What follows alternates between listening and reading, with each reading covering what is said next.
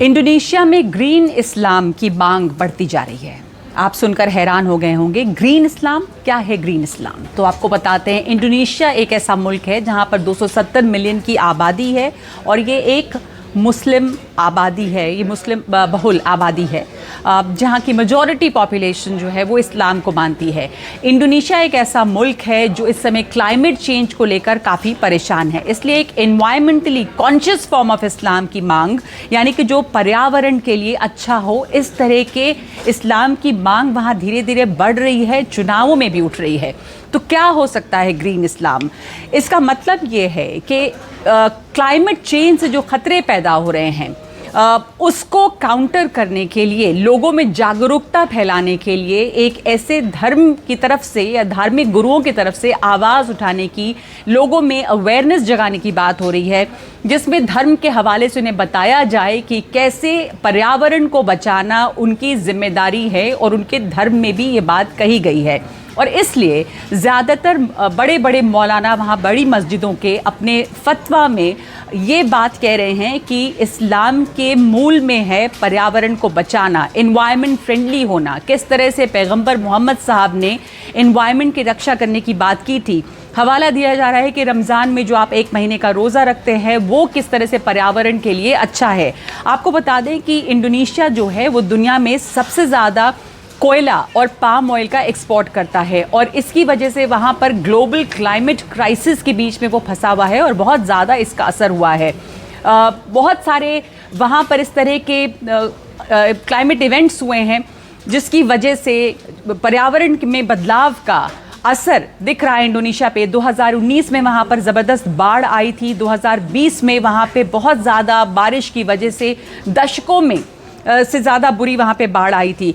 तो अब यहाँ पे ये सिखाया जा रहा है, लोगों को यकीन है, पॉलिटिशियंस को यकीन है कि अगर धार्मिक गुरु ये बात कहते हैं तो लोग इसे सुनेंगे।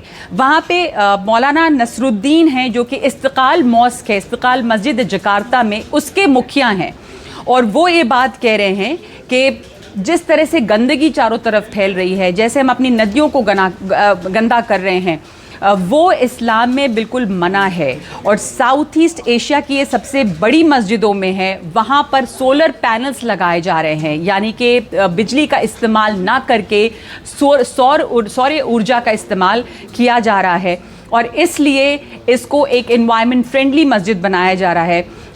ये जो है एक ऐसी पहली जगह है इबादत की जिसकी तारीफ़ वर्ल्ड बैंक ने की है एनवायरनमेंट फ्रेंडली होने के लिए। लेकिन मौलाना नसरुद्दीन जो हैं वो अकेले नहीं हैं, इस तरह के करीब बहुत सारे मौलाना और हैं जो 200 मिलियन की आबादी वाले इस मुल्क में धर्म का हवाला दे रहे हैं, बार बार ये कहकर कि हम पर्यावरण की रक्षा करें। और इसलिए जो ग्रीन इस्लाम मूवमेंट है वो वहाँ पर ज़ोर पकड़ रहा है।